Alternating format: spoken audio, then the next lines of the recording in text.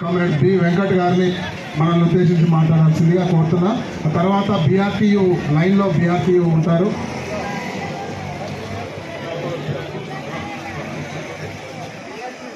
అందరికీ నమస్కారం. ఈరోజు కార్మిక సంఘాలు, ఎస్కేఎం, వ్యవసాయ కార్మిక సంఘాల పిలుపు మేరకు దేశవ్యాప్తంగా భారీ ఉద్యమం జరుగుతుంది. మాకు ఇప్పుడు వచ్చిన అంచనాల ప్రకారం 600 జిల్లాలకు పైగా అన్ని రాష్ట్రాల్లో ఈ కార్యక్రమం జరుగుతూ ఉంది.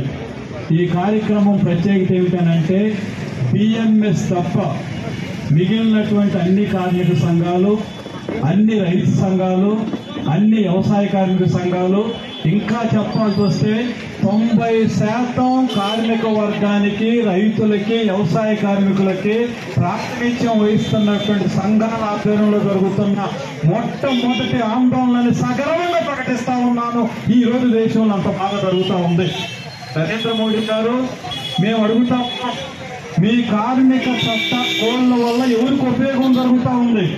ఏ ప్రజలకు ఉపయోగం జరుగుతూ ఉంది? వ్యవసాయ కార్మికులకు ఉపయోగమా? కార్మికులకు ఉపయోగమా? రైతులకు ఉపయోగమా? మీరు సిద్ధంగా ఉన్నారా చర్చించడానికి? అందువల్ల నరేంద్ర మోడీ గారి ప్రభుత్వం అనంటే కార్పొరేట్ల కమ్యూనల్ నియంతృత్వ ప్రభుత్వం. ఇది ప్రజాస్వామ్య ప్రభుత్వం కాదు. ఆ నియంతృత్వాన్ని అమలు జరపాలంటే కార్మిక కోళ్లు ఆటంకంగా ఉన్నాయి. కార్మిక చట్టాలు కార్మిక చట్టాలు రద్దు చేయకపోతే నియంతృత్వాన్ని అమలు జరపడం సాధ్యం కాదు. కాబట్టి కార్మిక చట్టాలని రద్దు చేస్తా ఉన్నారు. మీడియా వారు కూడా జర్నలిస్టులు కొంత ఆలోచించాలని కోరుతా ఉన్నాం. ఎందుకనంటే జర్నలిస్టులకు ఉన్నటువంటి హక్కులు కానీ, ఏటేసుకున్న హక్కులు కానీ కార్మిక వర్గం యొక్క హక్కుల ద్వారా వచ్చినాయి.